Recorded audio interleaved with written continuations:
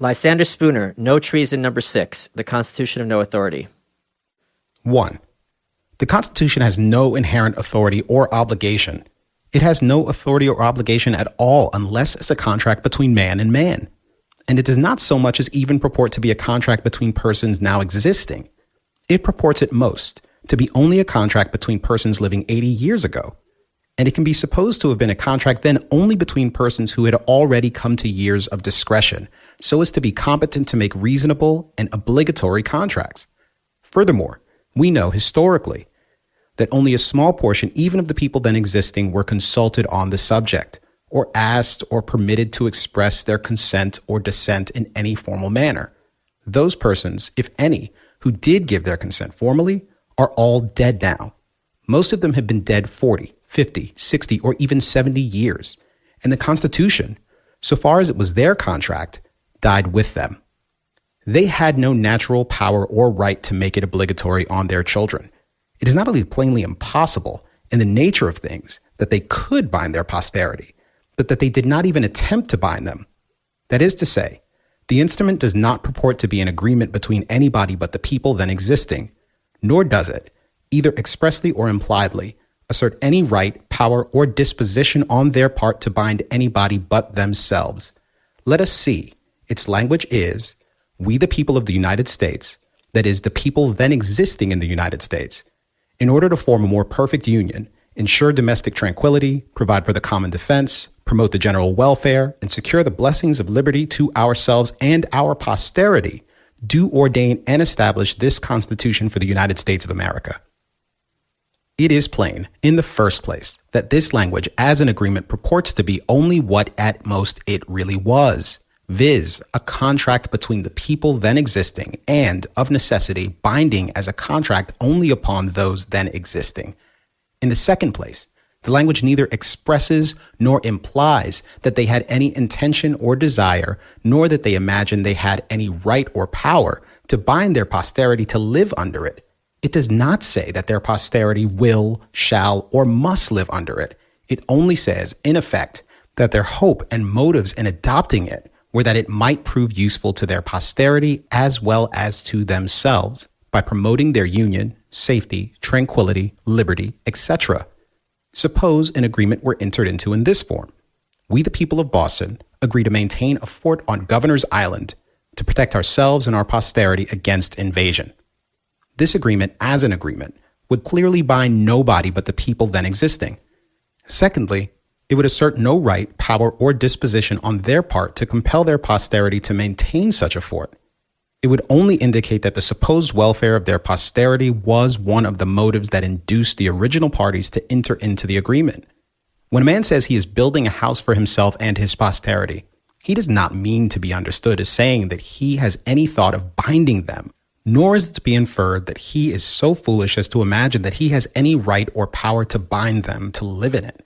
So far as they are concerned, he only means to be understood as saying that his hope and motive in building it are that they, or at least some of them, may find it for their happiness to live in it. So when a man says he is planting a tree for himself and his posterity, he does not mean to be understood as saying that he has any thought of compelling them, nor is it to be inferred that he is such a simpleton as to imagine that he has any right or power to compel them to eat the fruit. So far as they are concerned, he only means to say that his hopes and motives in planting the tree are that its fruit may be agreeable to them. So it was with those who originally adopted the Constitution. Whatever may have been their personal intentions, the legal meaning of their language, so far as their posterity was concerned, simply was that their hopes and motives in entering into the agreement were that it might prove useful and acceptable to their posterity, that it might promote their union, safety, tranquility, and welfare, and that it might tend to secure to them the blessings of liberty. The language does not assert, nor at all imply, any right, power, or disposition on the part of the original parties to the agreement to compel their posterity to live under it. If they had intended to bind their posterity to live under it, they should have said that their object was not to secure to them the blessings of liberty, but to make slaves of them. For if their posterity are bound to live under it, they are nothing less than the slaves of their foolish, tyrannical, and dead grandfathers. It cannot be said that the Constitution formed the people of the United States for all time into a corporation. It does not speak of the people as a corporation, but as individuals. A corporation does not describe itself as we, nor as people, nor as ourselves. Nor does a corporation in legal language have any posterity. It supposes itself to have and speaks of itself as having perpetual existence as a single individuality. Moreover, no body of men existing at any one time have the power to create a perpetual corporation. A corporation can become practically perpetual only by the voluntary ascension of new members as the old ones die off. But for this voluntary ascension of new members, the corporation necessarily dies with the death of those who originally composed it. Legally speaking, therefore, there is in the Constitution nothing that professes or attempts to bind the posterity of those who established it. If then those who established the Constitution had no power to bind and did not attempt to bind their posterity, the question arises whether their posterity have bound themselves. If they have done so, they can have done so in only one or both of these two ways, viz., by voting and paying taxes. 2. Let us consider these two matters, voting and tax paying, separately. And first, of voting. All the voting that has ever taken place under the Constitution has been of such a kind that it not only did not pledge the whole people to support the Constitution, but it did not even pledge any of them to do so, as the following considerations show. 1. In the very nature of the thing, the act of voting could bind nobody but the actual voter. But owing to the property qualification required, it is probable that during the first 20 or 30 years under the Constitution, not more than 1/10, 15th, or perhaps 20th of the whole population, black and white men, women, and minors, were permitted to vote. Consequently, so far as voting was concerned, not more than 1/10, 15th, or 20th of those then existing could have incurred any obligation to support the Constitution. At the present time, it is probable that not more than 1/6 of the whole population are permitted to vote. Consequently, so far as voting is concerned, the other 5/6 can have given no pledge that they will support the Constitution. 2. Of the 1/6 that are permitted to vote, probably not more than 2/3, about 1/9 of the whole population, have usually voted. Many never vote at all. Many vote only once in 2, 3, 5, or 10 years, in periods of great excitement. No one, by voting, can be said to pledge himself for any longer period than that for which he votes. If, for example, I vote for an officer who is to hold his office for only a year, I cannot be said to have thereby pledged myself to support the government beyond that term. Therefore, on the grounds of actual voting, it probably cannot be said that more than 1/9 or 1/8 of the whole population are usually under any pledge to support the Constitution. 3. It cannot be said that by voting, a man pledges himself to support the Constitution unless the act of voting be a perfectly voluntary one on his part. Yet, the act of voting cannot properly be called a voluntary one on the part of any very large number of those who do vote. It is rather a measure of necessity imposed upon them by others than one of their own choice. On this point, I repeat what I said in the former number, viz., in truth, in the case of individuals, their actual voting is not to be taken as proof of consent, even for the time being.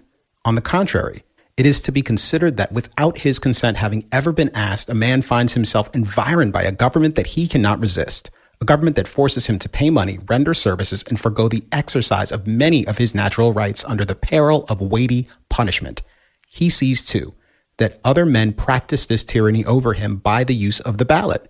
He sees further that, if he will but use the ballot himself, he has some chance of relieving himself from this tyranny of others by subjecting them to his own. In short, he finds himself without consent, so situated that, if he uses the ballot, he may become a master. If he does not use it, he must become a slave. And he has no other alternative than these two. In self-defense, he attempts the former. His case is analogous to that of a man who has been forced into battle where he must either kill others or be killed himself. Because, to save his own life in battle, a man attempts to take the lives of his opponents. It is not to be inferred that the battle is one of his own choosing. neither in the contest with the ballot, which is a mere substitute for a bullet, because as his only chance of self-preservation, a man uses a ballot, is to be inferred that the contest is one into which he voluntarily entered, that he voluntarily set up all his own natural rights as a stake against those of others, to be lost or won by the mere power of numbers. On the contrary, it is to be considered that, in an exigency into which he has been forced by others, and in which no other means of self-defense offered, he, as a matter of necessity, used the only one that was left to him. Doubtless, the most miserable of men under the most oppressive government in the world, if allowed the ballot, would use it if they could see any chance of thereby ameliorating their condition. But it would not therefore be a legitimate inference that the government itself that crushes them was one which they had voluntarily set up or even consented to. Therefore, a man's voting under the Constitution of the United States is not to be taken as evidence that he ever freely assented to the Constitution, even for the time being. Consequently, we have no proof that any very large portion, even of the actual voters of the United States, ever really and voluntarily consent to the Constitution, even for the time being. Nor can we ever have such proof until every man is left perfectly free to consent, or not, without thereby subjecting himself or his property to be distributed or injured by others. As we can have no legal knowledge as to who votes from choice, and who from the necessity thus forced upon him, we can have no legal knowledge as to any particular individual that he voted from choice, or consequently, that by voting he consented or pledged himself to support the government. Legally speaking, therefore, the act of voting utterly fails to pledge anyone to support the government. It utterly fails to prove that the government rests upon the voluntary support of any body. On general principles of law and reason, it cannot be said that the government has any voluntary supporters at all until it can be distinctly shown who its voluntary supporters are. 4. As taxation is made compulsory on all, whether they vote or not, a large proportion of those who vote no doubt do so to prevent their own money being used against themselves, when in fact they would have gladly abstained from voting if they could thereby have saved themselves from taxation alone, to say nothing of being saved from all the other usurpations and tyrannies of the government.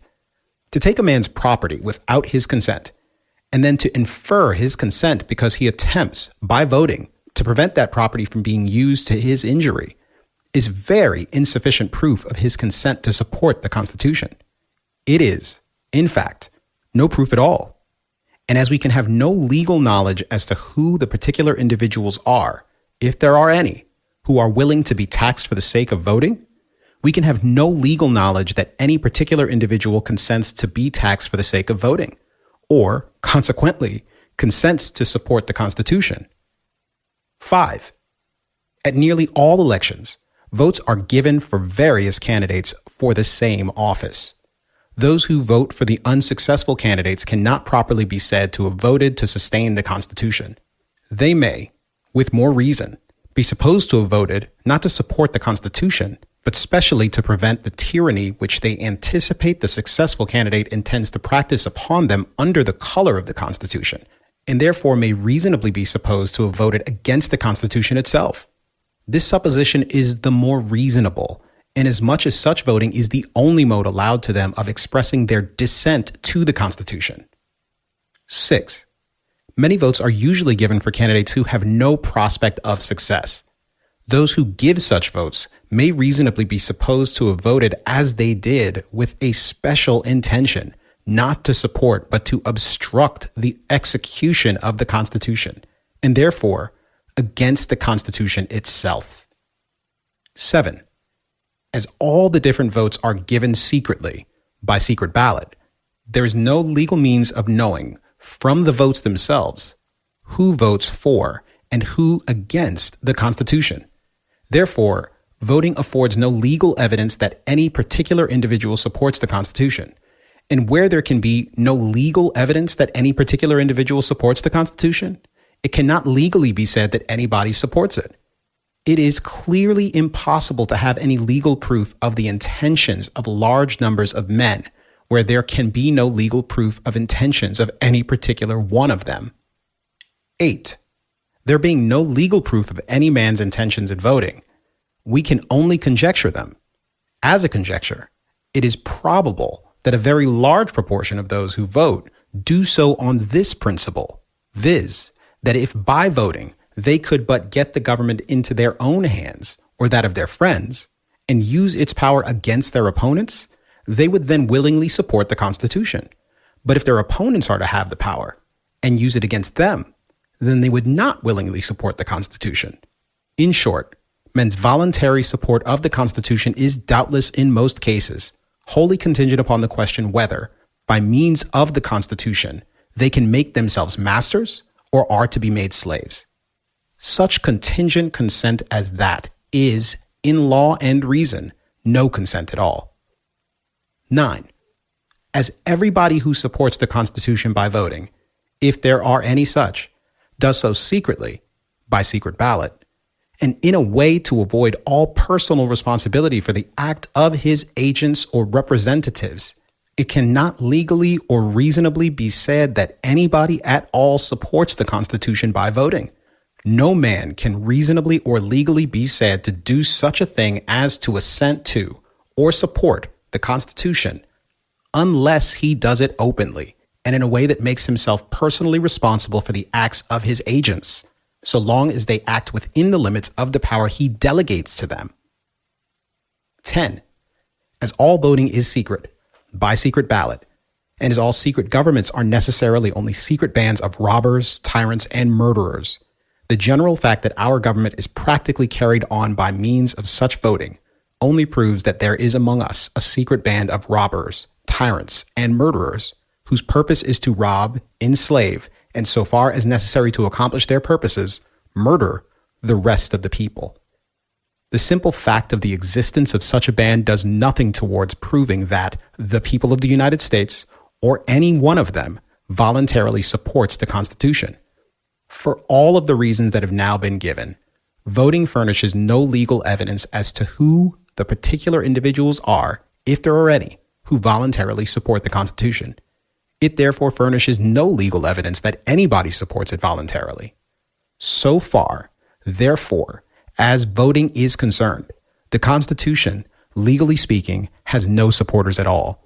And, as a matter of fact, there is not the slightest probability that the Constitution has a single bona fide supporter in the country. That is to say, there is not the slightest probability that there is a single man in the country who both understands what the Constitution really is and sincerely supports it for what it really is. The ostensible supporter of the Constitution, like the ostensible supporter of most other governments, are made up of 3 classes, viz. 1. Knaves, a numerous and active class who sees the government as an instrument which they can use for their own aggrandizement or wealth. 2. Dupes, a large class, no doubt, each of whom, because he is allowed one voice out of millions in deciding what he may do with his own person and his own property, and because he is permitted to have the same voice in robbing, enslaving, and murdering others that others have in robbing, enslaving, and murdering himself, is stupid enough to imagine that he is a, quote, free man, a, quote, sovereign, that this is a, quote, free government, a government of equal rights, the best government on earth, and such like absurdities. 3. A class who have some appreciation of the evils of government, but either do not see how to get rid of them or do not choose to so far sacrifice their private interests as to give themselves seriously and earnestly to the work of making a change. 3. The payment of taxes, being compulsory, of course furnishes no evidence that any one voluntarily supports the Constitution. 1. It is true that the theory of our Constitution is that all taxes are paid voluntarily, that our government is a mutual insurance company voluntarily entered into by the people with each other, that each man makes a free and purely voluntary contract with all others who are parties to the Constitution to pay so much money for so much protection, the same as he does with any other insurance company, and that he is just as free not to be protected and not to pay taxes as he is to pay a tax and to be protected. But the theory of our government is wholly different from the practical fact. The fact is that government, like a highwayman, says to a man, your money or your life. And many, if not most taxes are paid under the compulsion of that threat. The government does not indeed waylay a man in a lonely place, spring upon him from the roadside, and holding a pistol to his head, proceed to rifle his pockets. But the robbery is nonetheless a robbery on that account, and it is far more dastardly and shameful. The highwayman takes solely upon himself the responsibility, danger, and crime of his own act. He does not pretend that he has any rightful claim to your money, or that he intends to use it for your own benefit. He does not pretend to be anything but a robber. He's not acquired impudence enough to profess to be merely a protector, and that he takes men's money against their will merely to enable him to protect those infatuated travelers who feel perfectly able to protect themselves, or do not appreciate his particular system of protection. He is too sensible a man to make such professions as these. Furthermore, having taken your money, he leaves you as you wish him to do. He does not persist in following you on the road against your will, assuming to be your rightful sovereign on account of the protection he affords you.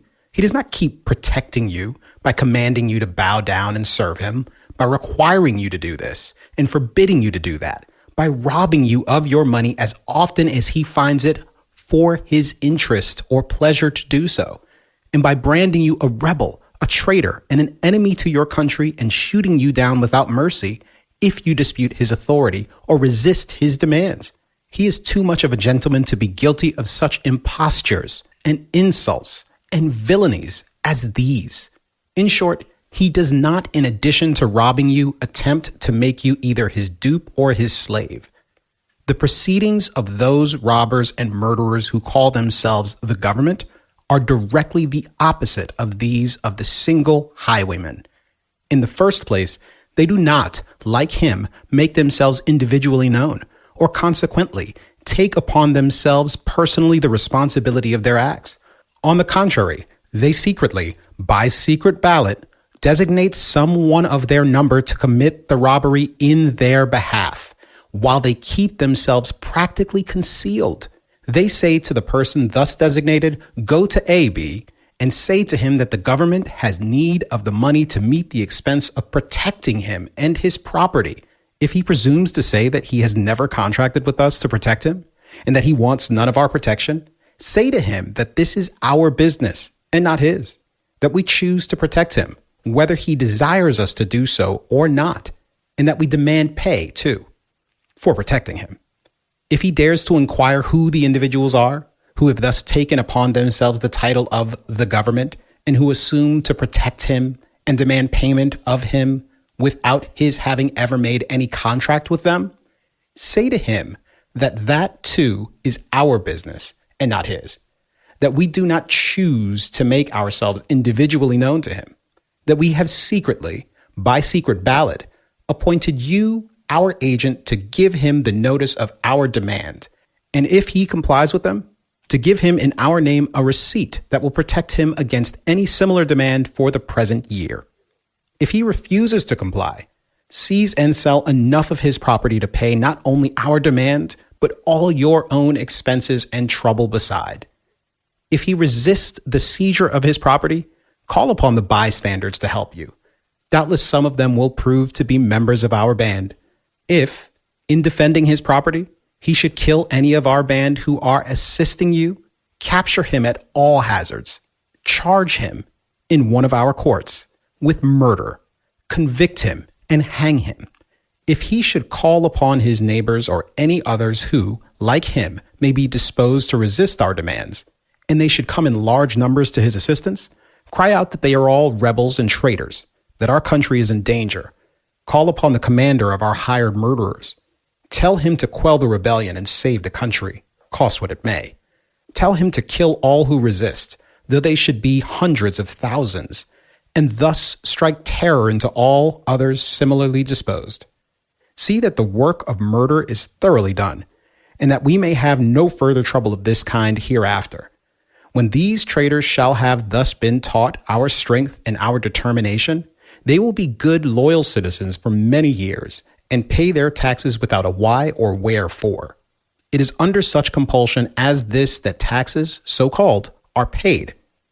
And how much proof the payments of taxes affords that the people consent to support the government, it needs no further argument to show. 2. Still another reason why the payment of taxes implies no consent or pledge to support the government is that the taxpayer does not know and has no means of knowing who the particular individuals are who compose the government. To him, the government is a myth, an abstraction, an incorporeality with which he makes no contract and to which he can give no consent and make no pledge. He knows it's only through its pretended agents. The government itself he never sees. He knows indeed, by common report, that certain persons of a certain age are permitted to vote and thus to make themselves part of, or, if they choose, opponents of, the government for the time being. But who of them do thus vote, and especially how each one votes, whether so as to aid or oppose the government, he does not know, the voting being all done secretly, by secret ballot. Who, therefore, practically composes the government for the time being, he has no means of knowing. Of course, he can make no contract with them, give them no consent, and make them no pledge. Of necessity, therefore, his paying taxes to them implies, on his part, no contract, consent, or pledge to support them. That is, to support the government or the Constitution. 3. Not knowing who the particular individuals are, who call themselves the government, the taxpayer does not know whom he pays his taxes to. All he knows is that a man comes to him, representing himself to be the agent of the government. That is, the agent of the secret band of robbers and murderers who have taken to themselves the title of the government and have determined to kill everybody who refuses to give them whatever money they demand. To save his life, he gives up his money to take his agent. But as this agent does not make his principles individually known to the taxpayer, the latter, after he has given up his money, knows no more who are the government, that is, who were the robbers, than he did before. To say, therefore, that by giving up his money to their agent, he entered into a voluntary contract with them, that he pledged himself to obey them, to support them, and to give them whatever money they should demand of him in the future, is simply ridiculous. 4. All political power, as it is called, rests practically upon this matter of money. Any number of scoundrels having money enough to start with can establish themselves as a government, because with money they can hire soldiers, and with soldiers extort more money, and also compel general obedience to their will. It is with government, as Caesar said it was in war, that money and soldiers mutually supported each other, that with money he could hire soldiers, and with soldiers extort money. So these villains, who call themselves government, well understand that their power rests primarily upon money. With money they can hire soldiers, and with soldiers extort money. And when their authority is denied, the first use they always make of the money is to hire soldiers to kill or subdue all who refuse them more money.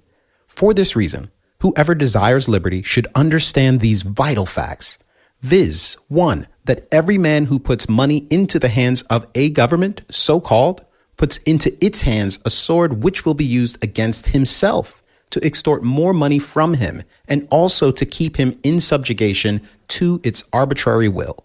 2. That those who will take his money without his consent in the first place will use it for his further robbery and enslavement if he presumes to resist their demands in the future. 3. That it is a perfect absurdity to suppose that any body of men would ever take a man's money without his consent for any such object as they profess to take it for, viz., that of protecting him. For why should they wish to protect him if he did not wish them to do so? To suppose that they would do so is just as absurd as it would be to suppose that they would take his money without his consent for the purposes of buying food or clothing for him when he did not want it. 4. If a man wants protection, he is competent to make his own bargains for it, and nobody has any occasion to rob him in order to protect him against his will. 5. That the only security men can have for their political liberty consists in their keeping their money in their pockets until they have assurances, perfectly satisfactory to themselves, that it will be used as they wish it to be used, for their benefit and not for their injury. 6. That no government so called can reasonably be trusted for a moment or reasonably be supposed to have honest purpose in view any longer than it depends wholly upon voluntary support. These facts are so vital and so self-evident that it cannot reasonably be supposed that anyone will voluntarily pay money to a government for the purpose of securing its protection unless he first makes an explicit and purely voluntary contract with it for that purpose. It is perfectly evident, therefore, that neither such voting nor such payments of taxes as actually takes place proves anybody's consent or obligation to support the Constitution. Consequently, we have no evidence at all that the Constitution is binding upon anybody, or that anybody is under any contract or obligation whatever to support it, and nobody is under any obligation to support it. 4. The Constitution not only binds nobody now, but it never did bind anybody. It never bound anybody because it was never agreed to by anybody in such a manner as to make it, on general principle of law and reason, binding upon him. It is a general principle of law and reason that a written instrument binds no one until he has signed it.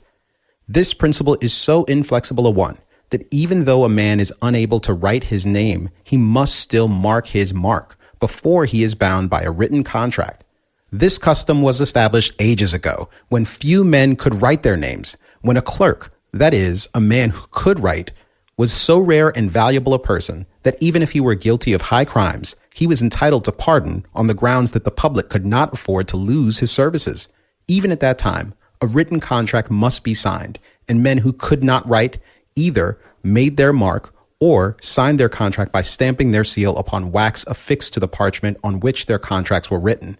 Hence, the custom of affixing seals that has continued to this time. The law holds, and reason declares, that if a written instrument is not signed, the presumption must be that the party to be bound by it did not choose to sign it or to bind himself by it. And law and reason both give him until the last moment in which to decide whether he will sign it or not. Neither law nor reason require or expects a man to agree to an instrument until it is written. For until it is written, he cannot know its precise legal meaning. And when it is written, and he has had the opportunity to satisfy himself of its precise legal meaning, he is then expected to decide, and not before, whether he will agree to it or not. And if he does not then sign it, his reason is supposed to be that he does not choose to enter into such a contract, that the fact that the instrument was written for him to sign, or with the hope that he would sign it, goes for nothing. Where would be the end of fraud and litigation if one party could bring into court a written instrument without any signature and claim to have it enforced upon the grounds that it was written for another man to sign, that this other man had promised to sign it, that he ought to have signed it, that he had the opportunity to sign it if he would, but that he had refused or neglected to do so? Yet that is the most that could ever be said for this Constitution.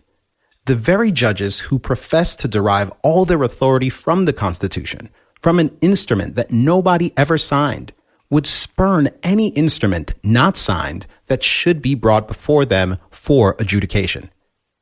Moreover, a written instrument must in law and reason not only be signed, but must also be delivered to the party or to someone for him in whose favor it is made before it can bind the party making it.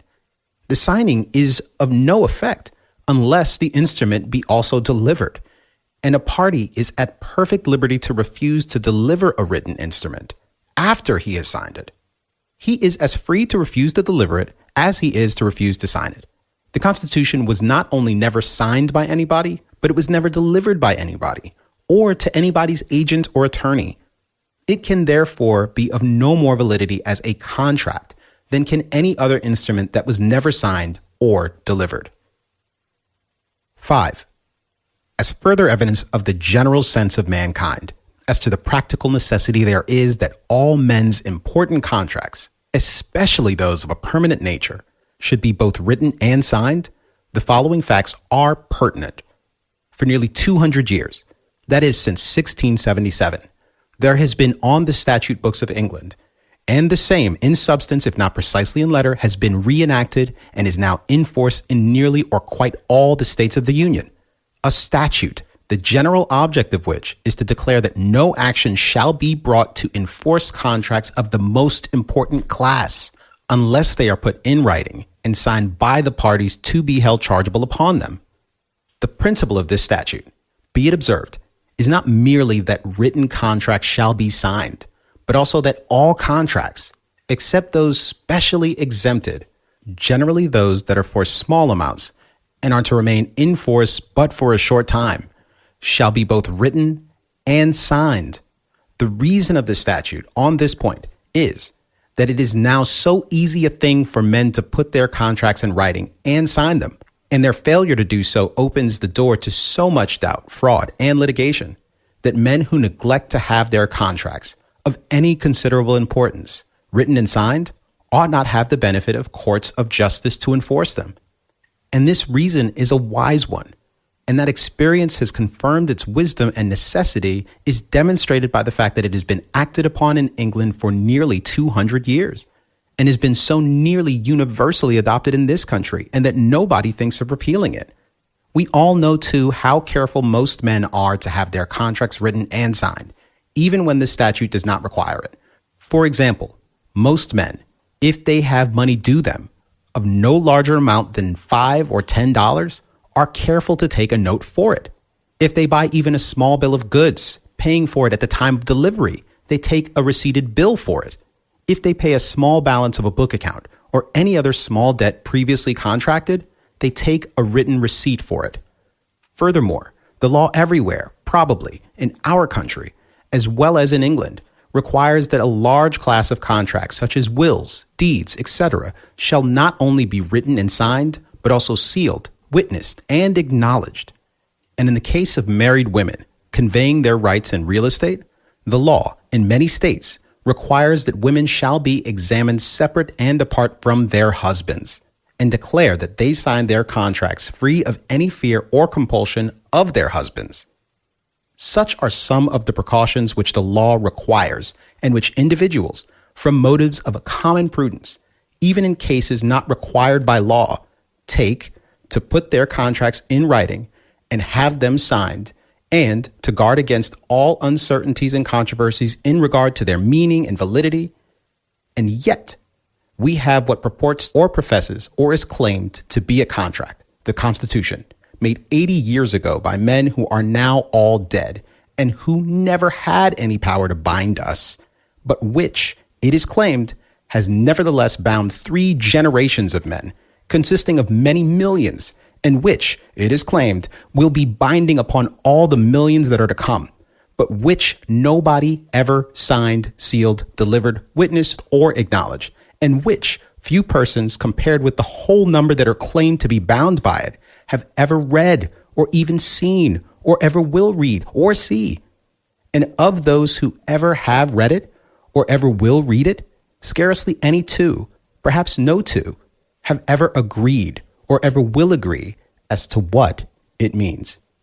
Moreover, this supposed contract, which would not be received in any court of justice sitting under its authority, if offered to prove a debt of $5 owing by one man to another, is one by which, as it is generally interpreted by those who pretend to administer it, all men, women, and children throughout the country and through all time surrender not only their property, but also their liberties and even their lives into the hands of men who by this supposed contract are expressly made wholly irresponsible for their disposal of them.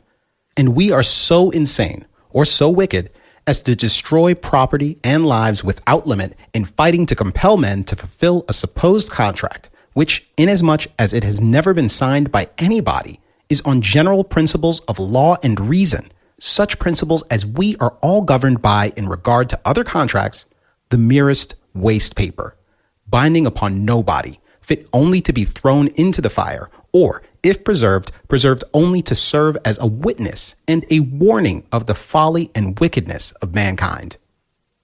6. It is no exaggeration, but a literal truth to say that, by the Constitution, not as I interpret it, but as it is interpreted by those who pretend to administer it, the properties, liberties, and lives of the entire people of the United States are surrendered unreservedly into the hands of men who, it is provided by the Constitution itself, shall never be questioned as to any disposal they make of them. Thus, the Constitution, Article 1, Section 6, provides that for any speech or debate or vote in either house, they, the senators and representatives, shall not be questioned in any other place. The whole lawmaking power is given to these senators and representatives when acting by a 2/3 vote, and this provision protects them from all responsibility for the laws they make. The Constitution also enables them to secure the execution of all their laws by giving them power to withhold the salaries of and to impeach and remove all judicial and executive officers who refuse to execute them. Thus, the whole power of the government is in their hands, and they are made utterly irresponsible for the use they make of it. What is this but absolute irresponsible power? It is no answer to this view of the case to say that these men are under oath to use their power only within certain limits. For what care they, or what should they care for oaths or limits when it is expressly provided by the Constitution itself that they shall never be questioned or held to any responsibility for violating their oaths or transgressing those limits? Neither is it any answer to this view of the case to say that particular individuals holding this power can be changed once in 2 or 6 years. For the power of each set of men is absolute during the term for which they hold it. And when they can hold it no longer, they are succeeded only by men whose power will be equally absolute and irresponsible. Neither is it any answer to this view of the case to say that men holding this absolute irresponsible power must be men chosen by the people or proportion of them to hold it. A man is nonetheless a slave because he is allowed to choose a new master once in a term of years. Neither are a people any the less slaves because permitted periodically to choose new masters. What makes them slaves is the fact that they now are and are always hereafter to be in the hands of men whose power over them is and always is to be absolute and irresponsible. The right of absolute and irresponsible dominion is the right of property, and the right of property is the right of absolute irresponsible dominion. The two are identical, the one necessarily implying the other. Neither can exist without the other. If therefore Congress have that absolute and irresponsible lawmaking power, which the Constitution, according to their interpretation of it, gives them, it can only be because they own us as property. If they own us as property, they are our masters, and their will is our law. If they do not own us as property, they are not our masters, and their will, as such, is of no authority over us. But these men who claim and exercise their absolute and irresponsible dominion over us dare not be consistent and claim either to be our masters or to own us as property. They say they are our servants, agents, attorneys, and representatives. But this declaration involves an absurdity, a contradiction.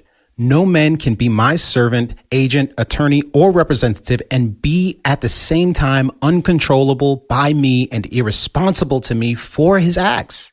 It is of no importance that I appointed him and put all the power in his hands. If I made him uncontrollable by me and irresponsible to me, he is no longer my servant, agent, attorney, or representative. If I gave him absolute irresponsible power over my property, I gave him the property. If I gave him absolute irresponsible power over myself, I made him my master and gave myself to him as a slave. And it is of no importance whether I called him master or servant, agent, or owner. The only question is, what power did I put into his hand?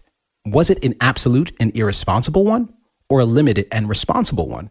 For still another reason, they are neither our servants, agents, attorneys, nor representatives. And that reason is that we do not make ourselves responsible for their acts. If a man is my servant, agent, or attorney, I necessarily make myself responsible for his acts done within the limits of the power I have entrusted to him. If I've entrusted him as my agent with either absolute power or any power at all over the persons or properties of other men than myself, I thereby necessarily make myself responsible to those other persons for any injuries he may do them, so long as he acts within the limits of the power I have granted him. But no individual who may be injured in his person or property by acts of Congress can come to the individual electors and hold them responsible for the acts of their so-called agents or representatives. This fact proves that these pretended agents of the people, of everybody, are really the agents of nobody. If then nobody is individually responsible for the acts of Congress, the members of Congress are nobody's agents. And if they are nobody's agents, they are themselves individually responsible for their own acts and for the acts of all whom they employ. And the authority they are exercising is simply their own individual authority. And by the law of nature, the highest of all laws, anybody who is injured by their acts, anybody who is deprived by them of his property or his liberty, has the same right to hold them individually responsible that he has to hold any other trespasser individually responsible. He has the same rights to resist them and their agents that he has to resist any other trespasser. 7. It is plain then that on general principle of law and reason, such principles as we all act upon in courts of justice and in common life, the Constitution is no contract, that it binds nobody and never did bind anybody, and that all those who pretend to act by its authority are really acting without any legitimate authority at all, that on general principle of law and reason, that they are mere usurpers, and that everybody not only has the right, but is morally bound to treat them as such. If people of this country wish to maintain such a government as the Constitution describes, there is no reason in the world why they should not sign the instrument itself and thus make known their wishes in an open, authentic manner, in such manner as the common sense and experience of mankind have shown to be reasonable and necessary in such cases, and in such manner as to make themselves, as they ought to do, individually responsible for the acts of the government. But the people have never been asked to sign it. And the only reason why they have never been asked to sign it has been that it has been known that they never would sign it, that they were neither such fools nor knaves as they must need have been to be willing to sign it. That, at least as it has been practically interpreted, it is not what any sensible and honest man wants for himself, nor such as he has any right to impose upon another. It is, to all moral intents and purposes, as destitute of obligation as the compact which robbers and thieves and pirates enter into with each other, but never sign. If any considerable number of people believe the Constitution to be good, why do they not sign it themselves and make law for and administer them upon each other, leaving all other persons who do not interfere with them in peace? Until they have tried the experiment for themselves, how can they have the face to impose the Constitution upon, or even to recommend it to, others? Plainly, the reason for such absurd and inconsistent conduct is that they want the Constitution not solely for any honest or legitimate use it can be to themselves or others, but for the dishonest and illegitimate power it gives them over the persons and properties of others. But for this latter reason, all their eulogiums on the Constitution, all their exhortations, and all their expenditures of money and blood to sustain it would be wanting. 8. The Constitution itself, then, being of no authority, on what authority does our government practically rest? On what grounds can those who pretend to administer it claim the right to seize men's property, to restrain them of their natural liberty of action, industry, and trade, and to kill those who deny their authority to dispose of men's properties, liberties, and lives at their pleasure or discretion? The most they can say, in answer to this question, is that some half, 2/3, or 3/4 of the male adults of the country have tacit understanding that they will maintain a government under the Constitution, that they will select by ballot the person to administer it, and that those persons who may receive a majority or plurality of their ballots shall act as their representatives and administer the Constitution in their name and by their authority. But this tacit understanding, admitting it to exist, cannot at all justify the conclusion drawn from it. A tacit understanding between A, B, and C that they will, by ballot, depute D as their agent to deprive me of my property, liberty, or life cannot at all authorize D to do so. He is none the less a robber, tyrant, and murderer because he claims to act as their agent than he would be if he avowedly acted on his own responsibility alone. Neither am I bound to recognize him as their agent, nor can he legitimately claim to be their agent when he brings no written authority from them accrediting him as such. I am under no obligation to take his word as to who his principles may be, or whether he has any. Bringing no credentials, I have a right to say he has no such authority even as he claims to have, and that he is therefore intending to rob, enslave, or murder me on his own account. This tacit understanding, therefore, among the voters of this country amount to nothing as an authority to their agent. Neither do the ballots by which they select their agent avail any more than does their tacit understanding, for their ballots are given in secret and therefore in a way to avoid any personal responsibility for the act of their agent. No body of men can be said to authorize a man to act as their agent to the injury of a third person unless they do it in so open and authentic a manner as to make themselves personally responsible for his acts. None of the voters in this country appoint their political agents in any open, authentic manner or in any manner to make themselves responsible for their acts. Therefore, these pretended agents cannot legitimately claim to be really agents. Somebody must be responsible for the acts of these pretended agents.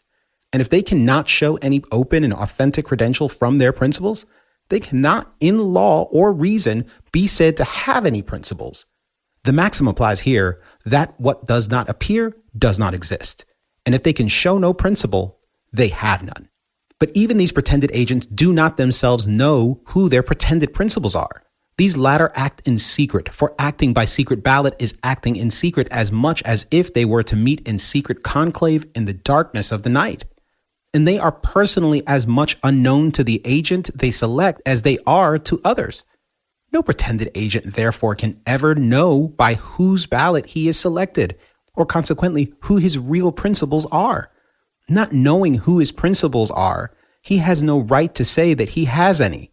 He can, at most, say only that he is the agent of a secret band of robbers and murderers who are bound by the faith which prevail among confederates in crime to stand by him if his act done in their name shall be resisted. Men honestly engaged in attempting to establish justice in the world have no occasion thus to act in secret or to appoint agents to do acts for which they, the principals, are not willing to be responsible. The secret ballot makes a secret government, and a secret government is a secret band of robbers and murderers. Open despotism is better than this. The single despot stands out in the face of all men and says, "I am the state. My will is law. I am your master. I take the responsibility of my acts. The only arbiter I acknowledge is the sword. If anyone denies my right, let him try conclusion with me." But a secret government is little less than a government of assassins. Under it, a man knows not who his tyrants are until they have struck, and perhaps not then. He may guess beforehand as to some of his immediate neighbors, but he really knows nothing. The man to whom he would most naturally fly for protection may prove an enemy when the time of trial comes. This is the kind of government we have, and it is the only one we are likely to have until men are ready to say, "We will consent to no constitution except such as one as we are neither ashamed nor afraid to sign, and we will authorize no government to do anything in our name which we are not willing to be personally responsible for." 9. What is the motive to the secret ballot? This, and only this. Like other confederates in crime, those who use it are not friends, but enemies. They are afraid to be known and to have their individual doings known, even to each other. They can contrive to bring about a sufficient understanding to enable them to act in concert against other persons. But beyond this, they have no confidence and no friendships among themselves. In fact, they are engaged quite as much in schemes for plundering each other as in plundering those who are not of them. And it is perfectly well understood among them that the strongest party among them will, in certain contingencies, murder each other by the hundreds of thousands, as they lately did do, to accomplish their purpose against each other. Hence, they dare not be known and have their individual doings known, even to each other. And this is avowedly the only reason for the ballot, for a secret government, a government by secret bands of robbers and murderers. And we are insane enough to call this liberty. To be a member of the secret band of robbers and murderers is esteemed a privilege and an honor. Without this privilege, a man is considered a slave, but with it, a free man. With it, he is considered a free man because he has the same power to secretly, by secret ballot, procure the robbery, enslavement, and murder of another man. And that other man has to procure his robbery, enslavement, and murder. And this they call equal rights. If any number of men, many or few, claim the right to govern the people of this country, let them make and sign an open compact with each other to do so. Let them thus make themselves individually known to those whom they propose to govern, and let them thus openly take the legitimate responsibility of their acts. How many of those who now support the Constitution will ever do this? How many will ever dare openly to proclaim their right to govern, or to take the legitimate responsibility of their acts? Not one. 10. It is obvious that, on general principle of law and reason, there exists no such thing as government created by or resting upon any consent, compact, or agreement of the people of the United States with each other. That the only visible, tangible, responsible government that exists is that of a few individuals only, who act in concert and call themselves by several names of senators, representatives, presidents, judges, marshals, treasurers, collectors, generals, colonels, captains, etc., etc. On general principle of law and reason, it is of no importance whatever that those few individuals profess to be the agents and representatives of the people of the United States, since they can show no credentials from the people themselves. They were never appointed as agents or representatives in any open, authentic manner. They do not themselves know and have no means of knowing and cannot prove who their principals, as they call them, are individually, and consequently cannot, in law or reason, be said to have any principles at all. It is obvious, too, that if these alleged principals ever did appoint these pretended agents or representatives, they appointed them secretly by secret ballot, and in a way to avoid all personal responsibility for their acts. That at most, these alleged principals put these pretended agents forward for the most criminal purposes, viz., to plunder the people of their property and restrain them of their liberty, and that the only authority that these alleged principals have for so doing is simply a tacit understanding among themselves that they will imprison, shoot, or hang every man who resists the extraction and restraints which their agents or representatives may impose upon them. Thus, it is obvious that the only visible, tangible government we have is made up of these professed agents or representatives of a secret band of robbers and murderers who, to cover up or gloss over their robberies and murders, have taken to themselves the title of the people of the United States, and who, on the pretense of being the people of the United States, assert their right to subject to their dominion and to control and dispose of at their pleasures all property and persons found in the United States. 11. On general principle of law and reason, the oaths which these pretended agents of the people take to support the Constitution are of no validity or obligation. And why? For this, if for no other reason, viz., that they are given to nobody. There is no privity, as the lawyers say. That is, no mutual recognition, consent, and agreement between those who take these oaths and any other persons. If I go upon Boston Common, and in the presence of 100,000 people, men, women, and children, with whom I have no contract on the subject, take an oath that I will enforce upon them the laws of Moses, or Lycurgus of Solon, of Justinian, or of Alfred, that oath is, on general principle of law and reason, of no obligation. It is of no obligation, not merely because it is intrinsically a criminal one, but also because it is given to nobody and consequently pledges my faith to nobody. It is merely given to the winds. It would not alter the case at all to say that among these 100,000 persons in whose presence the oath was taken, there were 2, 3, or 5,000 male adults who had secretly, by secret ballot, and in a way to avoid making themselves individually known to me, or to that remainder of the 100,000, designated me as their agent to rule, control, plunder, and, if need be, murder these 100,000 people. The fact that they had designated me secretly and in a manner to prevent my knowledge of them individually prevents all privity between them and me, and consequently makes it impossible that there can be any contract or pledge of faith on my part towards them. For it is impossible that I can pledge my faith in any legal sense to a man whom I neither know nor have any means of knowing individually. So far as I am concerned, then, these 2, 3, or 5,000 persons are a secret band of robbers and murderers who have secretly and in a way to save themselves from all responsibility for my acts, designated me as their agent and have, through some other agents or pretended agents, made their wishes known to me. But being nevertheless individually unknown to me and having no open, authentic contract with me, my oath is, on general principle of law and reason, of no validity as a pledge of faith to them. And being no pledge of faith to them, it is no pledge of faith to anybody. It is mere idle wind.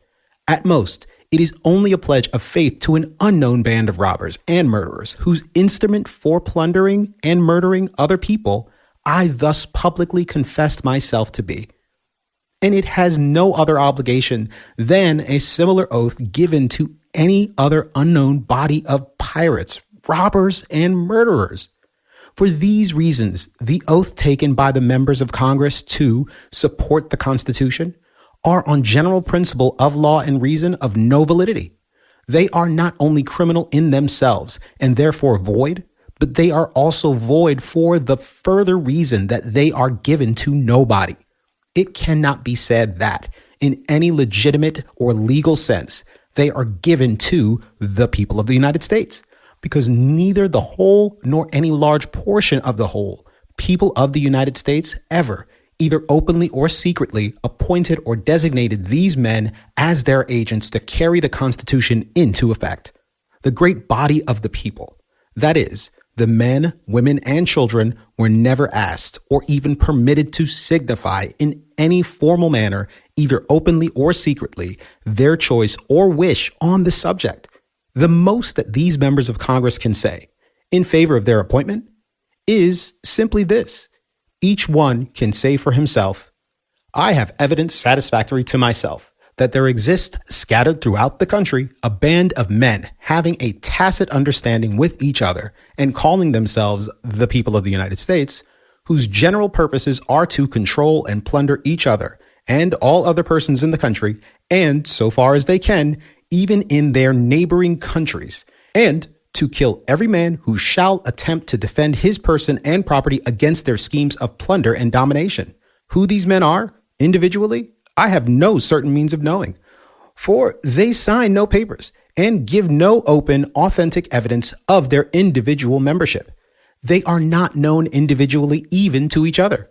They are apparently as much afraid of being individually known to each other as of being known to other persons. Hence, they ordinarily have no mode either of exercising or making known their individual membership otherwise than by giving their votes secretly for certain agents to do their will. But although these men are individually unknown both to each other and to other persons, it is generally understood in the country that none but the male persons of the age of 21 years and upwards can be members. It is also generally understood that all male persons born in the country having certain complexions, and in some localities, certain amounts of property, and in certain cases, even persons of foreign birth, are permitted to be members. But it appears that usually not more than 1/2, 2/3, or in some cases 3/4 of all who are thus permitted to become members of the band ever exercise or consequently prove their actual membership in the only mode in which they ordinarily can exercise or prove it, viz., by giving their votes secretly for the officers or agents of the band. The number of these secret votes, so far as we have any account of them, varies greatly from year to year, thus tending to prove that the band, instead of being a permanent organization, is a merely pro tempore affair, with those who choose to act with it for the time being. The gross number of these secret votes, or what purports to be their gross number, in different localities is occasionally published. Whether these reports are accurate or not, we have no means of knowing. It is generally supposed that great fraud are often committed in depositing them. They are understood to be received and counted by certain men who are themselves appointed for that purpose by the same secret process by which all other officers and agents of bands are selected, according to the reports of these receivers of votes, for whose accuracy or honesty, however, I cannot vouch. And according to my best knowledge of the whole number of male persons in my district who, it is supposed, were permitted to vote, it would appear that 1/2, 2/3, or 3/4 actually did vote. Who the men were, individually, who cast these votes, I have no knowledge. For the whole thing was done secretly. But of the secret votes thus given for what they call members of Congress, the receivers reported that I had the majority, or at least a larger number than any other person.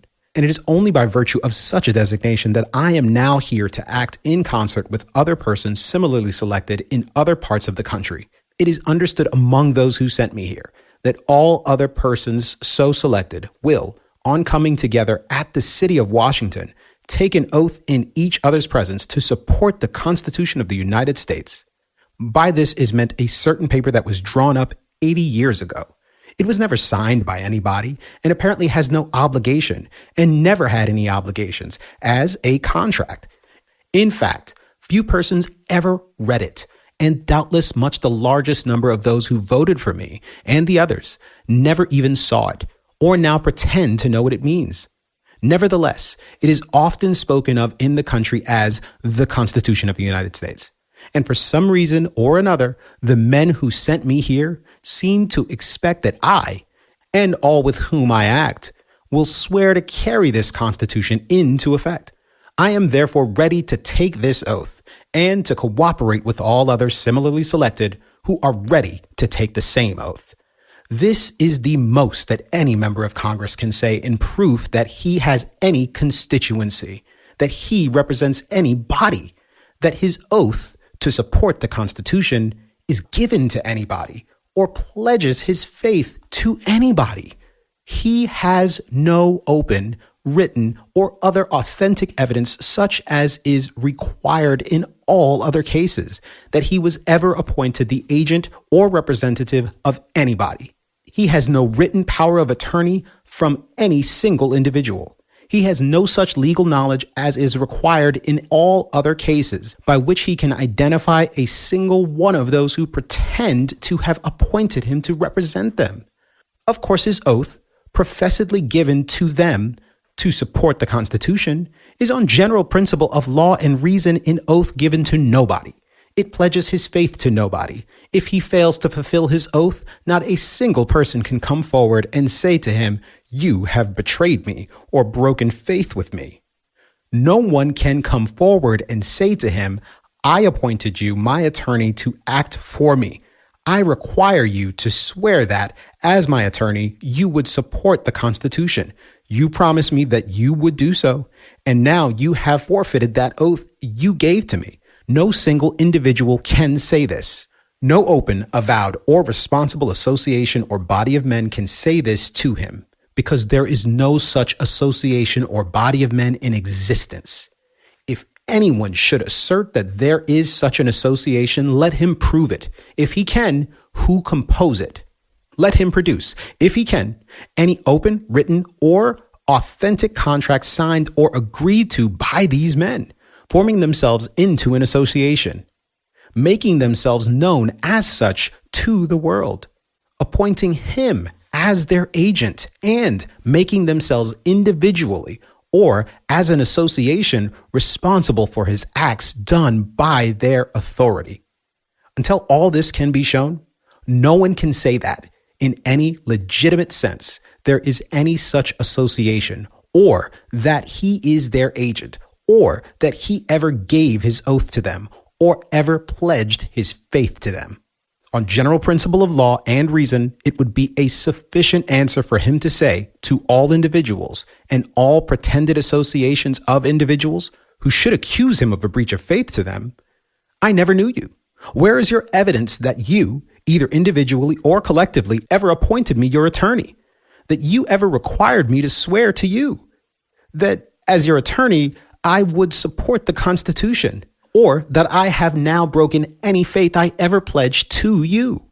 You may or may not be members of that secret band of robbers and murderers who act in secret, appoint their agents by secret ballot, who keep themselves individually unknown even to the agent they thus appoint, and who, therefore, cannot claim that they have any agents, or that any of their pretended agents ever gave his oath or pledged his faith to them.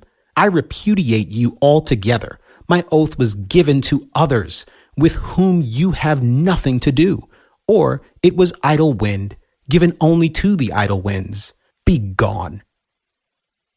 12.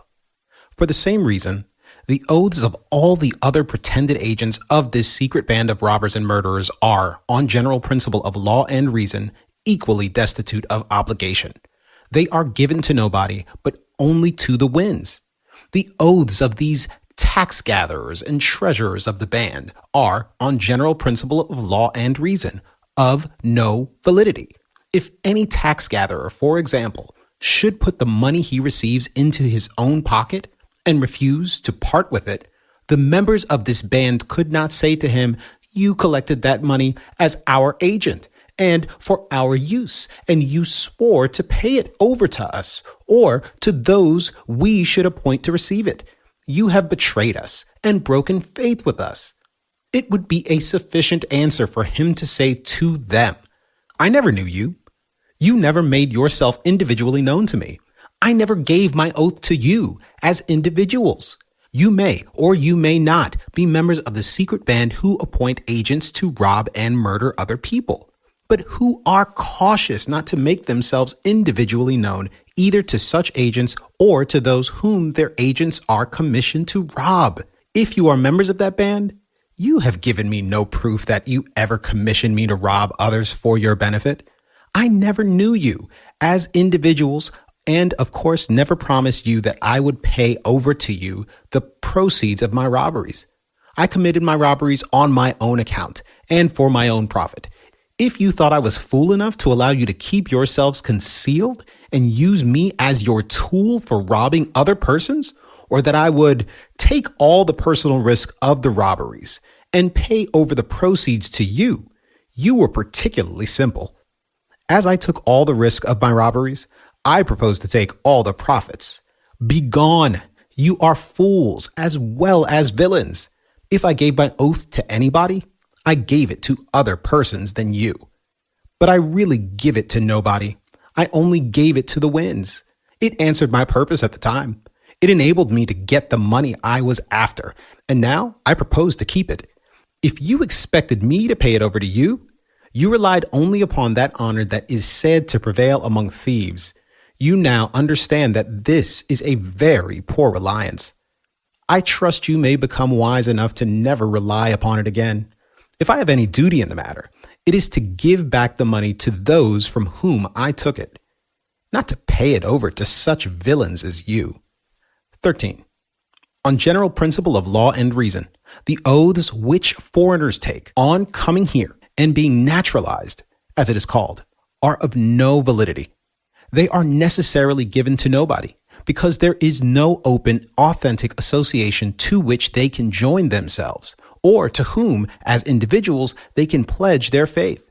No such association or organization as the people of the United States having ever been formed by any open, written, authentic, or voluntary contract.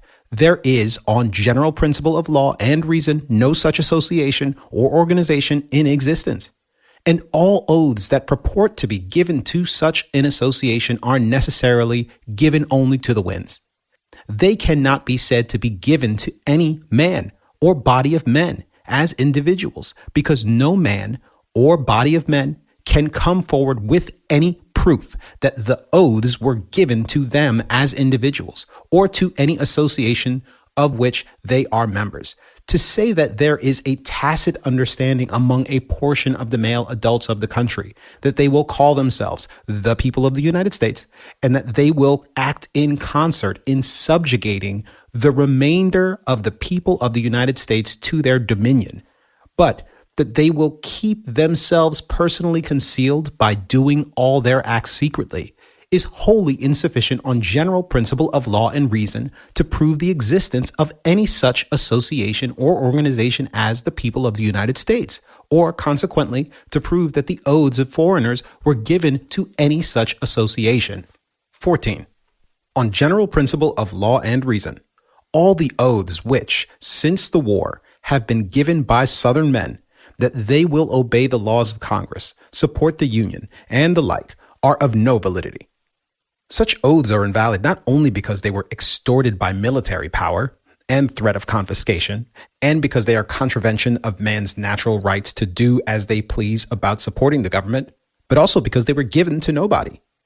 They were nominally given to the United States, but being nominally given to the United States, they were necessarily given to nobody. Because on general principle of law and reason, there were no United States to whom the oaths could be given. That is to say, there was no open, authentic, avowed, legitimate association, corporation, or body of men known as the United States, or as the people of the United States, to whom the oaths could have been given. If anybody says there was such a corporation, let him state who were the individuals that composed it, and how and when they became a corporation. Were Mr. A, Mr. B, and Mr. C members of it? If so, where are their signatures? Where the evidence of their membership? Where the records? Where the open, authentic proof? There is none. Therefore, in law and reason, there was no such corporation. On general principle of law and reason, every corporation, association, or organized body of men having a legitimate corporate existence and legitimate corporate right must consist of certain known individuals who can prove by legitimate and reasonable evidence their membership. But nothing of this kind can be proved in regard to the corporation or body of men who call themselves the United States. Not a man of them in all the northern states can prove by any legitimate evidence, such as is required to prove membership in other legal corporations, that he himself or any other man whom he can name is a member of any corporation or association called the United States, or the people of the United States, or consequently that there is any such corporation. And since no such corporation can be proved to exist, it cannot, of course, be proved that the oaths of the Southern men were given to any such corporation. The most that can be claimed is that the oaths were given to a secret band of robbers and murderers who called themselves the United States and extorted those oaths. But that certainly is not enough to prove that the oaths are of any obligation. 15. On general principle of law and reason, the oaths of soldiers, that they will serve a given number of years, that they will obey the orders of their superior officers, that they will bear true allegiance to the government, and so forth, are of no obligation, independently of the criminality of the oath, that for a given number of years he will kill all whom he may be commanded to kill, without exercising his own judgment or conscience as to the justice or necessity of such killing. There is this further reason why a soldier's oath is of no obligation, viz., that, like all the other oaths that have now been mentioned, it is given to nobody, there being in no legitimate sense any such corporation or nation as the United States, nor consequently in any legitimate sense any such government as the government of the United States, a soldier's oath given to or contract made with such nation or government is necessarily an oath given to or a contract made with nobody. Consequently, such oath or contract can be of no obligation. 16. On general principle of law and reason, the treaties, so-called, which purport to be entered into with other nations by persons calling themselves ambassadors, secretaries, presidents, and senators of the United States, in the name and in behalf of the people of the United States, are of no validity. These so-called ambassadors, secretaries, presidents, and senators who claim to be the agents of the people of the United States for making these treaties can show no open, written, or other authentic evidence that either the whole people of the United States or any other open, avowed, responsible body of men calling themselves by that name ever authorized these pretended ambassadors and others to make treaties in the name of or binding upon any of the people of the United States or any other open, avowed, responsible body of men calling themselves by that name ever authorized these pretended ambassadors, secretaries, and others in their name and behalf to recognize certain other persons calling themselves emperors, kings, queens, and the like as the rightful rulers, sovereigns, masters, or representatives of the different people whom they assume to govern, to represent, and to bind. The nations, as they are called, with whom our pretended ambassadors, secretaries, presidents, and senators profess to make treaties, are as much myths as our own. On general principle of law and reason, there are no such nations. That is to say, neither the whole people of England, for example, nor any open, avowed, responsible body of men calling themselves by that name, ever by any open, written, or other authentic contract with each other form themselves into any bona fide, legitimate association or organization or authorized any king, queen, or other representative to make treaties in their name, or to bind them either individually or as an association by such treaties. Our pretended treaties, then, being made with no legitimate or bona fide nations or representatives of nations, and being made on our part by persons whom have no legitimate authority to act for us, have intrinsically no more validity than a pretended treaty made by the man in the moon with the king of the Pleiades. 17. On general principle of law and reason, debts contracted in the name of the United States or of the people of the United States are of no validity. It is utterly absurd to pretend that debts to the amount of $2,500 million are binding upon 35 or 40 millions of people when there is not a particle of legitimate evidence, such as would be required to prove a private debt, that either he or his properly authorized attorney ever contracted to pay 1 cent. Certainly, neither the whole of the people of the United States, nor any number of them, ever separately or individually contracted to pay a cent of these debts. Certainly, also, neither the whole people of the United States, nor any number of them, ever by any open, written, or authentic and voluntary contract united themselves as a firm, corporation, or association by the name of the United States or the people of the United States and authorized their agents to contract debt in their name. Certainly, too, there is in existence no such firm, corporation, or association as the United States or the people of the United States formed by any open, written, or authentic and voluntary contract and having corporate property with which to pay these debts. How then is it possible on any general principle of law or reason that debts that are binding upon nobody individually can be binding upon 40 millions of people collectively, when on general and legitimate principle of law and reason, these 40 millions of people neither have nor ever had any corporate property, never made any corporate or individual contract, and neither have nor ever had any corporate existence? Who then created these debts in the name of the United States? Why, at most, only a few persons calling themselves members of Congress, etc., who pretend to represent the people of the United States? but who really represent only a secret band of robbers and murderers who wanted money to carry on the robberies and murders in which they were then engaged, and who intended to extort from the future people of the United States by robbery and threats of murder and real murder, if that should prove necessary, the means to pay these debts.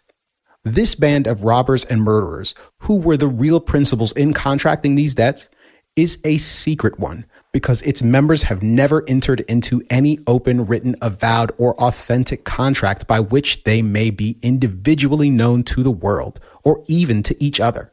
They're real or pretended representatives who contracted these debts in their name, were selected, if selected at all, for the purpose secretly by secret ballot and in a way to furnish evidence against none of the principals individually.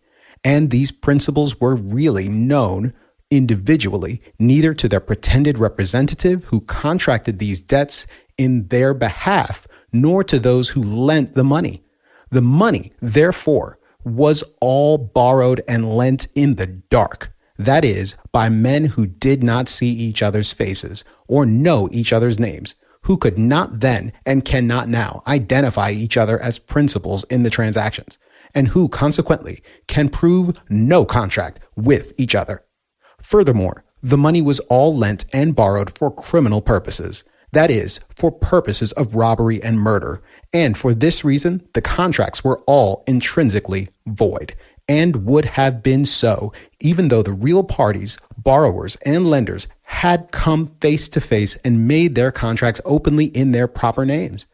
Furthermore, this secret band of robbers and murderers, who were the real borrowers of this money, having no legitimate corporate existence, have no corporate property with which to pay these debts. They do indeed pretend to own large tracts of wild land lying between the Atlantic and Pacific Ocean and between the Gulf of Mexico and the North Pole.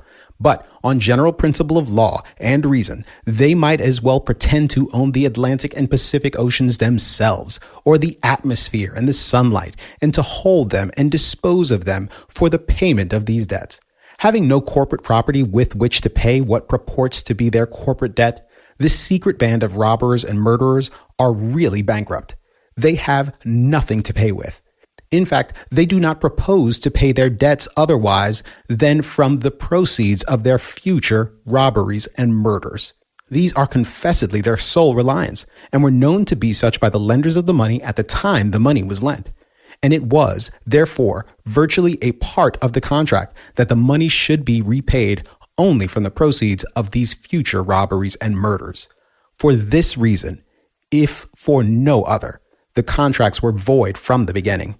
In fact, these apparently two classes, borrowers and lenders, were really one and the same class. They borrowed and lent from and to themselves. They themselves were not only part of the parcel, but the very life and soul of this secret band of robbers and murderers who borrowed and spent the money. Individually, they furnished money for a common enterprise, taking, in return, what purported to be a corporate promise for individual loans. The only excuse they had for taking these so-called corporate promises for individual loans by the same parties was that they might have some apparent excuse for future robberies of the band. That is, to pay the debts of the corporation, and that they might also know what share they were to be respectively entitled to out of the proceeds of these future robberies. Finally, if these debts had been created for the most innocent and honest purpose, and in the most open and honest manner, by the real parties to the contract, these parties could thereby have bound nobody but themselves, and no property but their own. They could have bound nobody that should have come after them, and no property subsequently created by or belonging to other persons. 18. The Constitution having never been signed by anybody, and there being no other open, written, or authentic contract between any parties whatever, by virtue of which the United States government so-called is maintained, and it being well known that none but the male persons of 21 years of age and upward are allowed any voice in the government, and it being also well known that a large number of these adult persons seldom or never vote at all, and that all those who do vote do so secretly by secret ballot, and in ways to prevent their individual votes from being known, either to the world or even to each other, and consequently in a way to make no one openly responsible for acts of their agents or representatives.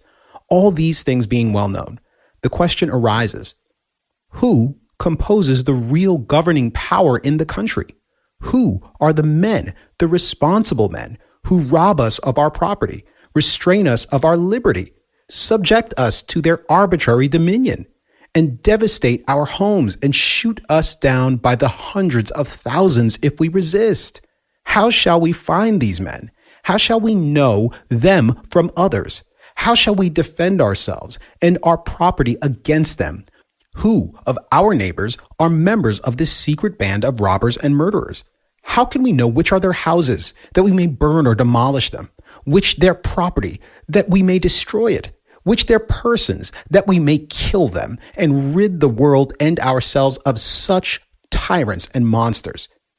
These are questions that must be answered before men can be free, before they can protect themselves against this secret band of robbers and murderers who now plunder, enslave, and destroy them. The answer to these questions is that only those who have the will and the power to shoot down their fellow man are the real rulers in this, as in all other so-called civilized countries, for by no other will civilized men be robbed or enslaved.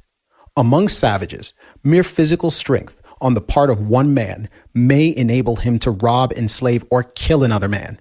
Among barbarians, mere physical strength on the part of a body of men, disciplined and acting in concert with very little money or other wealth, may under some circumstances enable them to rob, enslave, or kill another body of men, as numerous or perhaps even more numerous than themselves. And among both savages and barbarians, mere want may sometimes compel one man to sell himself as a slave to another. But with so-called civilized peoples, among whom knowledge, wealth, and the means of acting in concert have become diffused, and who have invented such weapons and other means of defense as to render mere physical strength of less importance, and by whom soldiers in any requisite number and other instrumentalities of war in any requisite amount can always be had for money. The question of war, and consequently the question of power, is little else than a mere question of money. As a necessary consequence, those who stand ready to furnish this money are the real rulers. It is so in Europe, and it is so in this country. In Europe, the nominal rulers, the emperors and kings and parliaments, are anything but the real rulers of their respective countries. They are little or nothing less than mere tools, employed by the wealthy to rob and enslave, if need be, murder those who have less wealth, or none at all. The Rothschilds, and the class of moneylenders of whom they are representatives and agents, men who never think of lending a shilling to their next-door neighbor for purposes of honest industry unless upon the most ample security and at the highest rate of interest, stand ready at all times to lend money in unlimited amounts to those robbers and murderers who call themselves governments, to be expended in shooting down those who do not submit quietly to being robbed and enslaved. They lend their money in this manner, knowing that it is to be expended in murdering their fellow men for simply seeking their liberty and their rights, knowing also that neither their interest nor their principal will ever be paid, except as it will be extorted under the terror of repetition of such murders as those for which the money lent is to be expended.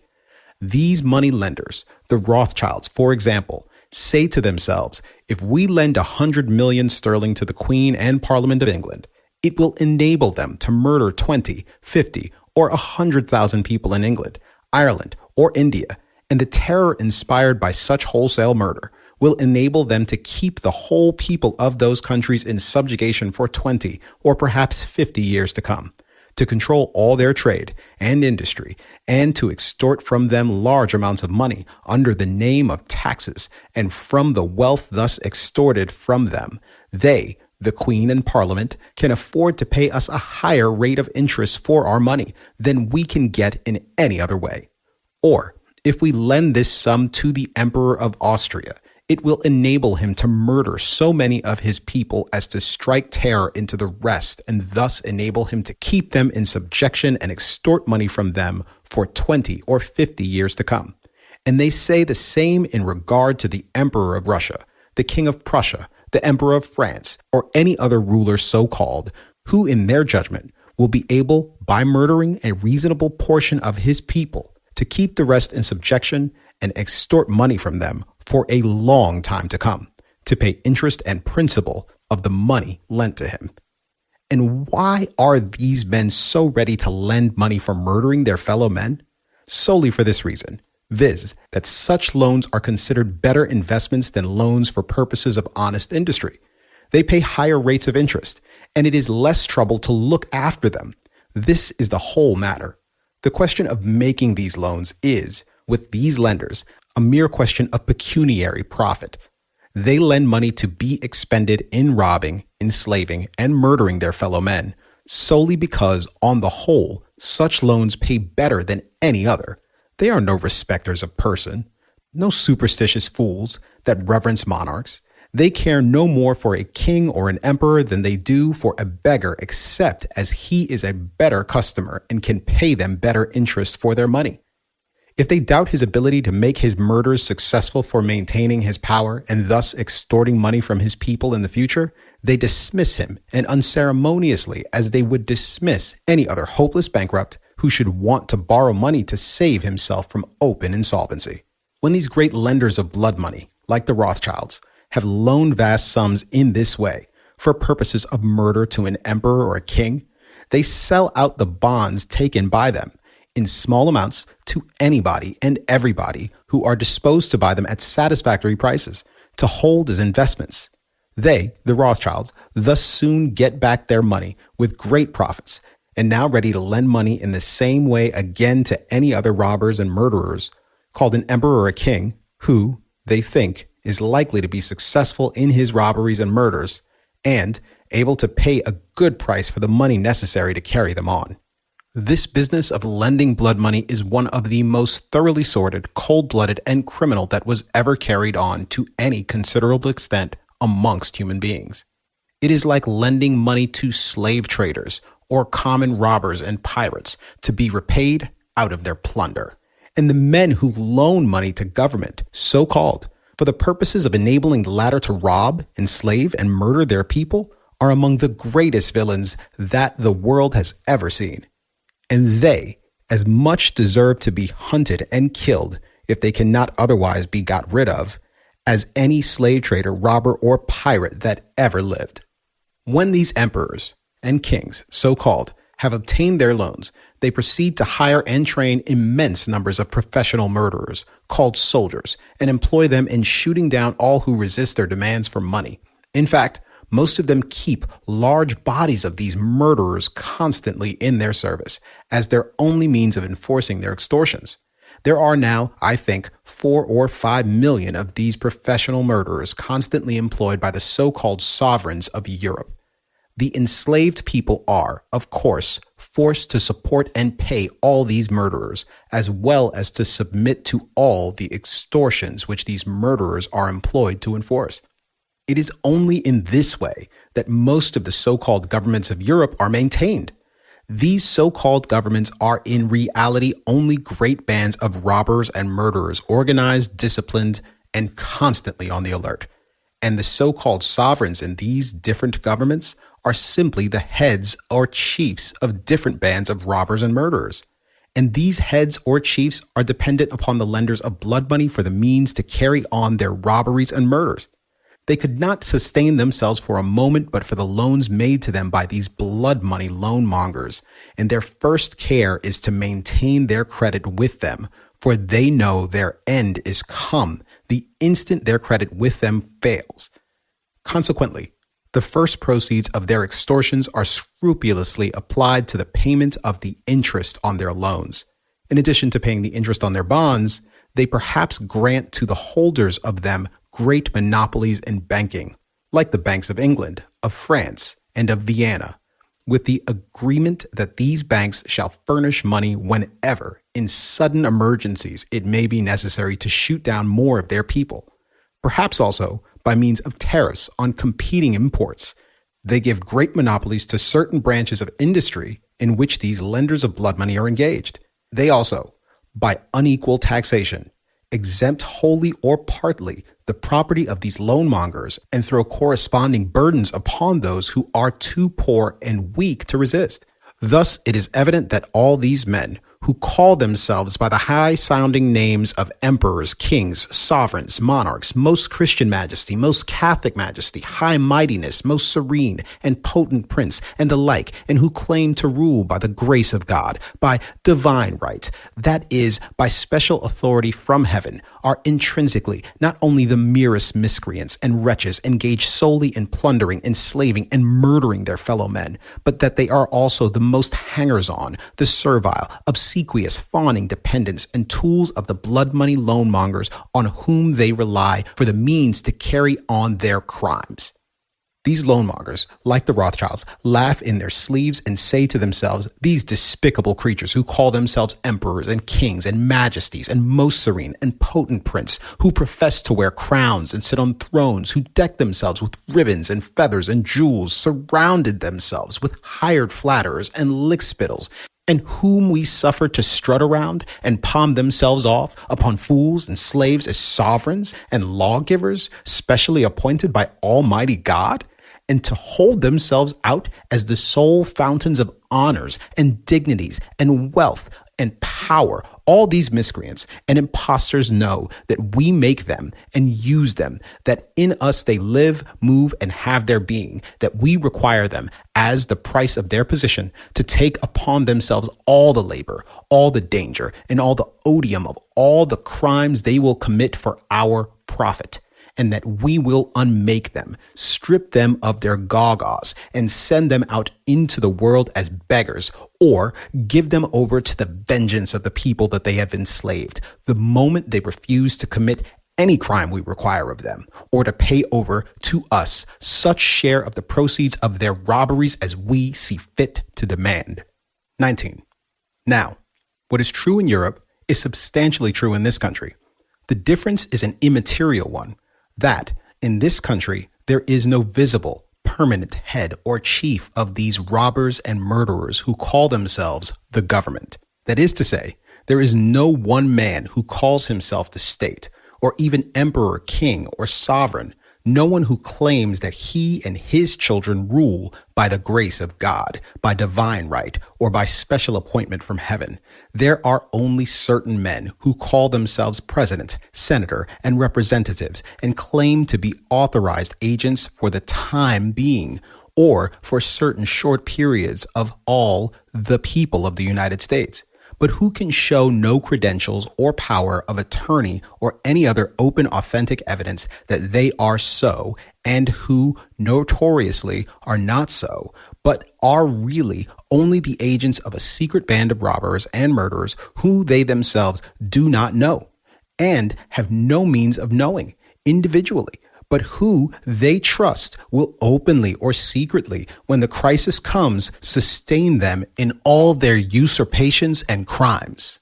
What is important to be noticed is that these so-called presidents, senators, and representatives, these pretended agents of all the people of the United States, the moment their exactions meet with any formidable resistance from any portion of the people themselves, are obliged, like their co-robbers and murderers in Europe, to fly at once to the lenders of blood money for the means to sustain their power, and they borrow their money on the same principle and for the same purpose, viz., to be expended in shooting down all those people of the United States, their own constituents and principals, as they profess to call them, who resist the robberies and enslavement which these borrowers of the money are practicing upon them. And they expect to repay these loans, if at all, only from the proceeds of the future robberies, which they anticipate it will be easy for them and their successors to perpetrate through a long series of years upon their pretended principles, if they can but shoot down now some hundred of thousands of them, and thus strike terror into the rest. Perhaps the facts were never made more evident in any country on the globe than in our own.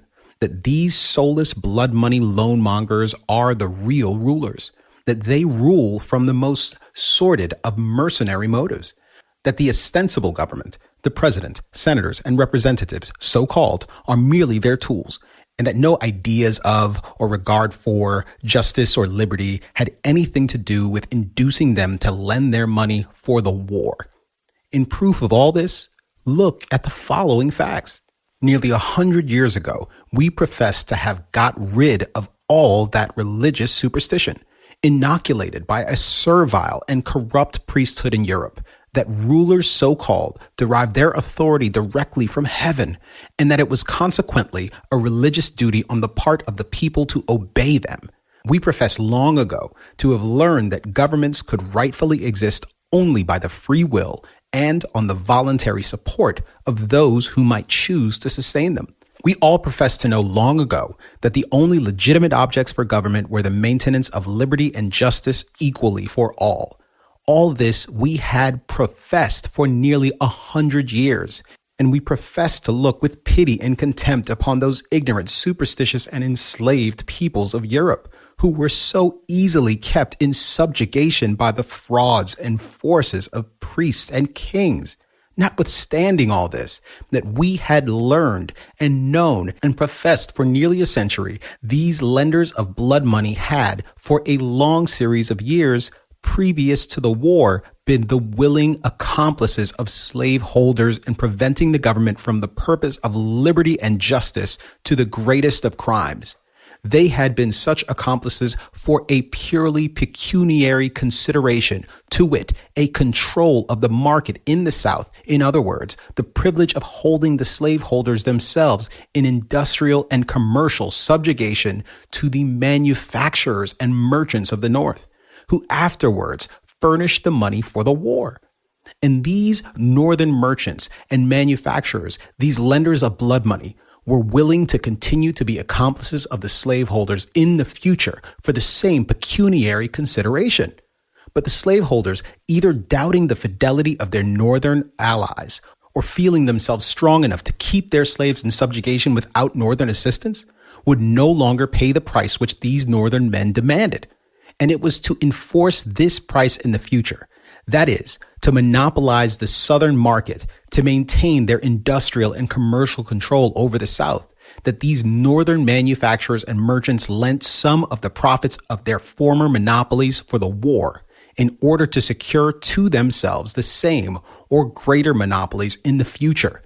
These, and not any love of liberty or justice, were the motives on which the money for the war was lent by the North. In short, the North said to the slaveholders, if you will not pay us our price, give us control over your markets for our assistance against your slaves. We will secure the same price, keep control of your markets by helping your slaves against you and using them as our tools for maintaining dominion over you. For the control of your markets we will have, whether the tools we use for the purpose be black or white, and be the cost in blood and money what it may. On this principle, and for this motive, and not for any love of liberty or justice, the money was lent in enormous amounts and at enormous rates of interest. And it was only by means of these loans that the objects of the war were accomplished. And now the lenders of blood money demand their pay, and the government so-called becomes their tool, their servile, slavish, villainous tool to extort it from the labor of the enslaved people, both of the North and the South. It is to be extorted by every form of direct and indirect and unequal taxation. Not only the nominal debt and the interest, enormous as the latter was, are to be paid in full, but these holders of the debt are to be paid still further, and perhaps doubly, triply, or quadruply paid, by such tariffs on imports as will enable our home manufacturers to realize enormous prices for their commodities. Also by such monopolies in banking as will enable them to keep control of and thus enslave and plunder the industry and trade of the great body of the northern people themselves. In short, the industrial and commercial slavery of the great body of the people, North and South, black and white, is the price which these lenders of blood money demand and insist upon and are determined to secure, in return for the money lent for the war. This program having been fully arranged and systematized, they put their sword into the hands of the chief murderer of the war and charge him to carry their scheme into effect. And now he, speaking as the organ, says, "Let us have peace." The meaning of this is, submit quietly to all the robbery and slavery we have arranged for you, and you can have peace. But in case you resist, the same lenders of blood money who furnish the means to subdue the South will furnish the means again to subdue you. These are the terms on which alone this government, or with few exceptions, any other, ever gives peace to its people. The whole affair on the part of those who furnish the money has been and now is a deliberate scheme of robbery and murder, not merely to monopolize the markets of the South, but also to monopolize the currency and thus control the industry and trade, and thus plunder and enslave the laborers of both North and South. And Congress and the president are today the merest tools for these purposes. They are obliged to be, for they know that their own power as rulers, so-called, is at an end the moment their credit with blood money loan mongers fails. They are like a bankrupt in the hands of an extortioner. They dare not say nay to any demand made upon them. And to hide at once, if possible, both their servility and their crimes, they attempt to divert public attention by crying out that they have abolished slavery, that they have saved the country, that they have preserved our glorious union, and that in now paying the national debt, as they call it, as if the people themselves, all of them, who are to be taxed for its payment, had really and voluntarily joined in contracting it. They are simply maintaining the national honor. By maintaining the national honor, they mean simply that they themselves, open robbers and murderers, assume to be the nation and will keep the faith with those who lend them the money necessary to enable them to crush the great body of the people under their feet, and will faithfully appropriate from proceeds of future robberies and murders enough to pay all their loans, principal, and interest. The pretense that the abolition of slavery was either a motive or justification for the war is a fraud of the same character with that of maintaining the national honor. Who but such usurpers, robbers, and murderers as they ever established slavery? Or what government, except one resting upon the sword, like the one we have now, was ever capable of maintaining slavery? And why did these men abolish slavery? Not from any love of liberty in general, not as an act of justice to the black man himself, but only as a war measure, and because they wanted his assistance and that of his friends in carrying on the war they had undertaken for maintaining and intensifying that political, commercial, and industrial slavery to which they have subjected the great body of the people, both white and black.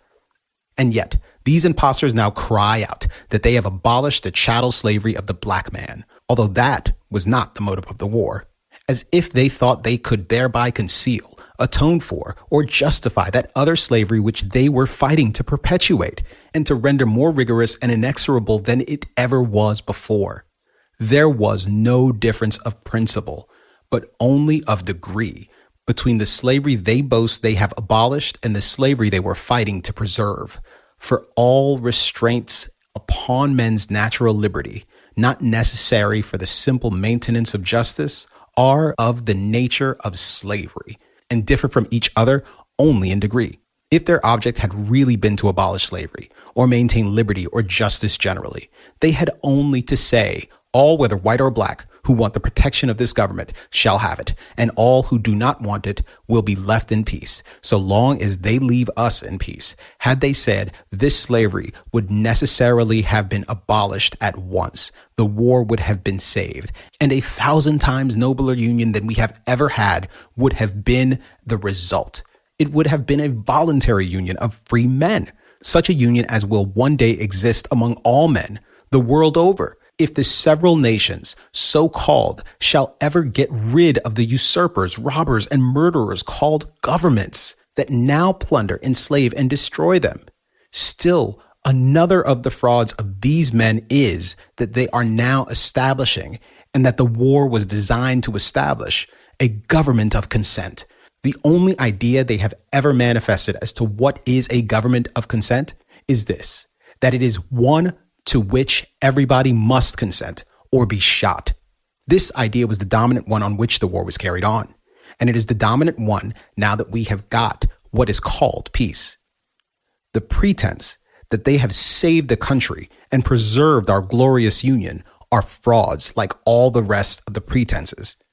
By them, they mean simply that they have subjugated and maintained their power over an unwilling people. This they call saving the country, as if an enslaved, subjugated people, or as if any people kept in subjugation by the sword, as it is intended that all of us shall be hereafter, could be said to have any country. This, too, they call preserving our glorious union, as if there could be said to be any union, glorious or inglorious, that was not voluntary, or as if there could be said to be any union between masters and slaves, between those who conquer and those who are subjugated. All these cries of having abolished slavery, of having saved the country, of having preserved the union, of establishing a government of consent, and of maintaining the national honor are all gross, shameless, transparent cheats, so transparent that they ought to deceive no one. When uttered as justification for the war, or for the government that has succeeded the war, or for now compelling the people to pay the cost of the war, or for compelling anybody to support a government that he does not want. The lesson taught by all these facts is this: as long as mankind continues to pay national debts, so-called, so long as they are such dupes and cowards as to pay for being cheated, plundered, enslaved, and murdered, so long there will be enough to lend the money for those purposes, and with that money a plenty of tools called soldiers can be hired to keep them in subjugation. But when they refuse any longer to pay for being thus cheated, plundered, enslaved, and murdered, they will cease to have cheats and usurpers and robbers and murderers and blood money loanmongers for masters. Appendix. Inasmuch as the Constitution was never signed nor agreed to by anybody as a contract, and therefore never bound anybody, and is now binding upon nobody, and is, moreover, such an one as no people can ever hereafter be expected to consent to, except as they may be forced to do so at the point of the bayonet. It is perhaps of no importance what its true legal meaning as a contract is. Nevertheless, the writer thinks it's proper to say that, in his opinion, the Constitution is no such instrument, as it has generally been assumed to be, but that by false interpretations and naked usurpations, the government has been made in practice a very widely and almost wholly different thing from what the Constitution itself purports to authorize.